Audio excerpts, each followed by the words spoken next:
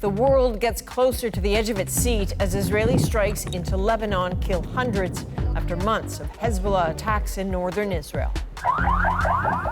In a region deeply pulsing with threats, new fear comes from the unknown.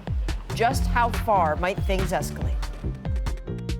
Matthew Levitt is a counter-terror expert who has written extensively about Hamas, Hezbollah, the entire region. Matthew, thank you for joining us. We are approaching the one-year anniversary of Hamas's attack, of Israel's war with Hamas in Gaza. Obviously, that's not over. So why Israel's urgent and huge focus on the second northern front in Hezbollah? I think people are very surprised, as well they should be, by the kind of tactical mastermind strokes Israel's had, blowing up pagers and walkie-talkies and assassinating key leaders. Most of the members of Hezbollah's military council, the Jihad Council they call it, are gone. But no one should be surprised that we are where we are, because for months, not weeks, but for months, the Israelis have said we need to enable the 60,000 plus Israelis who've been displaced from their homes in northern Israel because of near daily shelling by Hezbollah to go home. And if the U.S.-led diplomatic effort to get that done succeeds, great. And if not, they said, then we're going to have to do what we have to do to reclaim that territory and enable our people to go home. But at this point, which feels very dangerous, I suppose how Hezbollah responds will end up being a mixture of capability and will. And I'm trying to read what your sense is of what it can do now, or will do now. You're absolutely right. What comes next is going to be based on what Hezbollah does.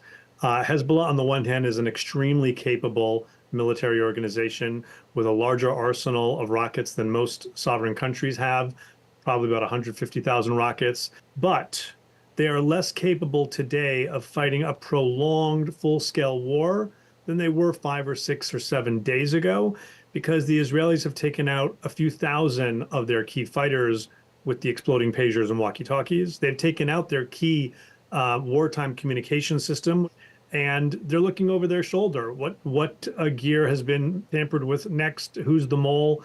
They are not as prepared for long-term war. Now, they still can shoot lots of rockets into Israel and farther into Israel, and they can overwhelm even Israel's 4-tier air defense system.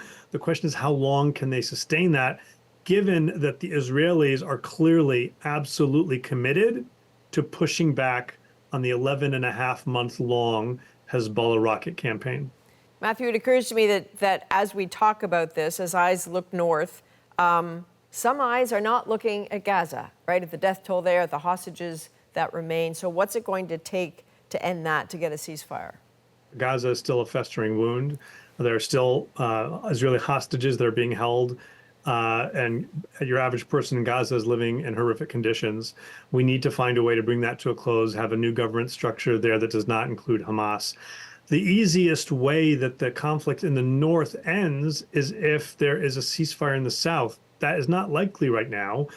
Not so much because Prime Minister Netanyahu of Israel has been problematic, which he has been over the past few weeks.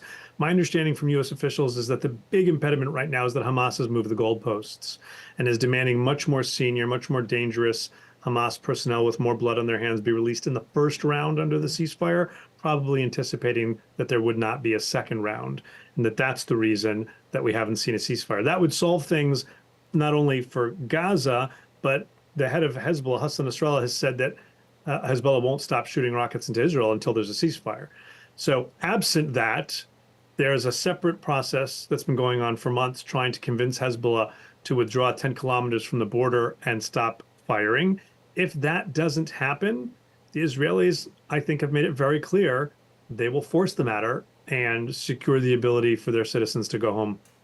All right, Matthew Levitt, I know we'll be talking again. Thank you very much. Thanks for having me.